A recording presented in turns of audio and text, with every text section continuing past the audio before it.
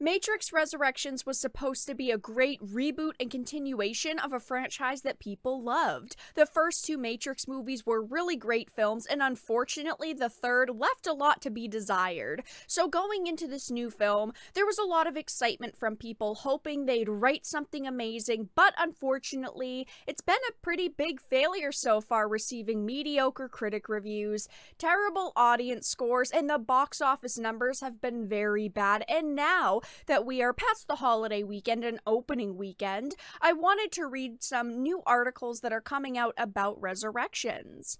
Before we get into the topic at hand, though, if you enjoy the content that I create, please make sure to subscribe to the channel and hit the notification bell.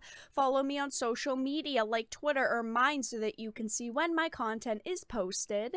And if you do really enjoy the videos and the live streams that I create, please consider becoming a Dark Titan via Patreon for just $1 a month, or supporting via YouTube memberships. All of the links are in the description, and of course, I do really appreciate all of the support. So I wanted to start off with this Forbes article. It says, weekend box office, Sing 2 soars as Matrix 4 crashes. There are talking and singing animals that are beating out the new Matrix movie. I'm not trying to make a joke out of this, but honestly, the joke makes itself. It says, though, Universal and Illumination Sing 2 opened with a solid holiday debut. The jukebox musical earned 23.76 million over the Friday to Sunday portion of a 41 million Wednesday to Sunday debut, including 1.6 million in Thanksgiving weekend sneak previews. That is close enough to Sing's 35 million/56 million opening over Christmas weekend in 2016 that I would argue this was a business as usual debut. That said, it earned an A+ from CinemaScore and grossed more on Sunday 10 million than it did on Christmas with 8 million, so that points to another leggy run. Legs just like Sing get the Matthew McConaughey, Scarlett Johansson, Reese Witherspoon dramedy to $198 million.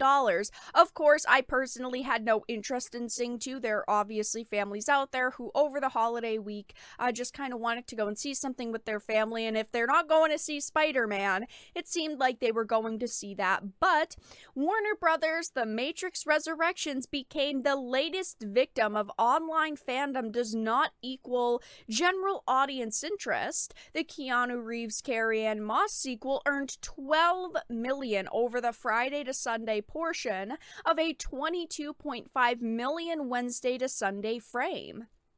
I like the movie. Hell, I like all 4 of the Matrix films. Alas, this is a miserable launch. I personally don't want to be friends or acquaintances with anyone who said they liked The Matrix 3. That's just my opinion, though. The Matrix 3 was very, very bad. But clearly, as we can see, The Matrix is doing pretty terrible right now at the box office. A lot of people maybe thought it would do great opening weekend, and then of course numbers would dwindle because that happens. Movies the first week or two do really, really well most of the time, and then slowly, as the weeks goes on, their numbers drop. But unfortunately, Resurrections never really got off the ground. It is making money, but it's definitely not making the numbers everyone projected.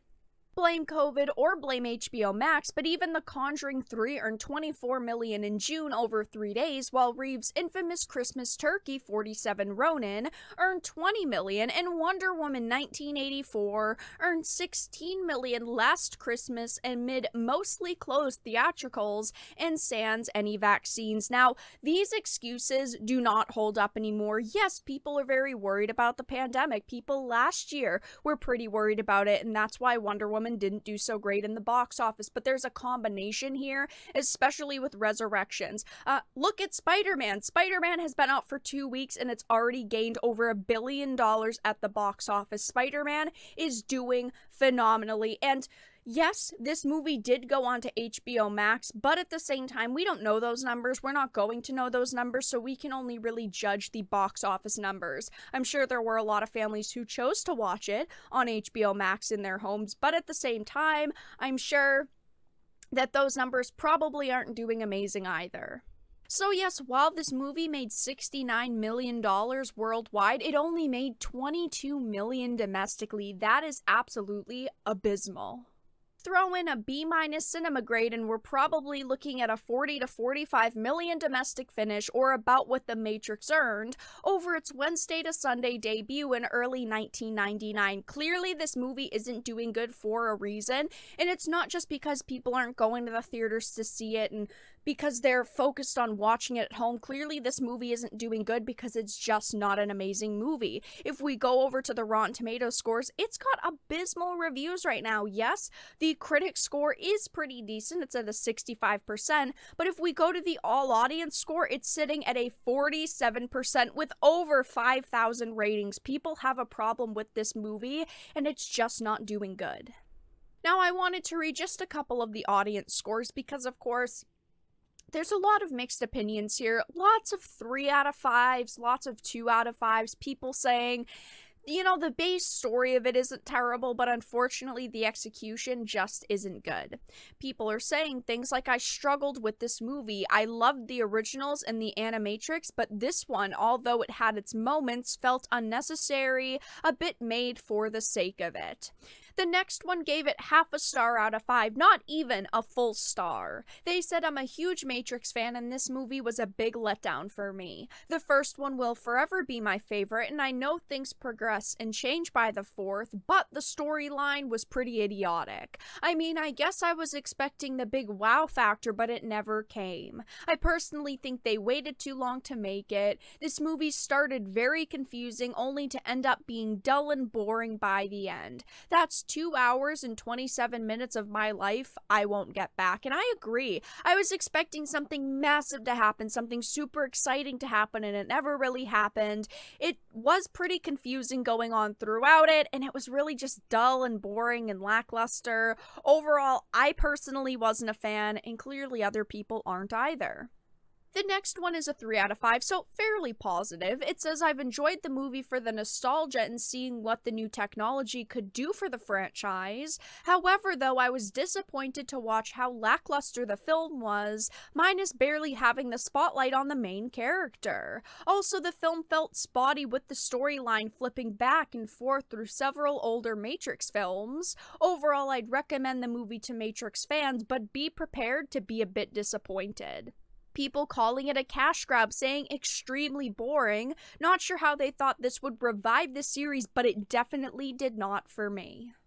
I would have loved for this movie to be good and for it to be successful and for it to be a new chapter for The Matrix, but unfortunately, it didn't turn out okay. It felt like a mediocre attempt at The Matrix, and as a Matrix fan, I was really disappointed. I think that we're just gonna keep seeing mediocre box office numbers. It didn't even get off the ground. It didn't take off at all. We didn't see those initially really good numbers, and overall, I just think that this movie is a bit of a failure. But that's all that I really had to discuss in this video. Let everyone know your thoughts in the comment section down below. If you enjoyed it, please make sure to give it a like, share it, and subscribe to the channel. And of course, if you didn't, make sure to give it a dislike. I appreciate your support either way, but I will talk to you all again in the next video really soon.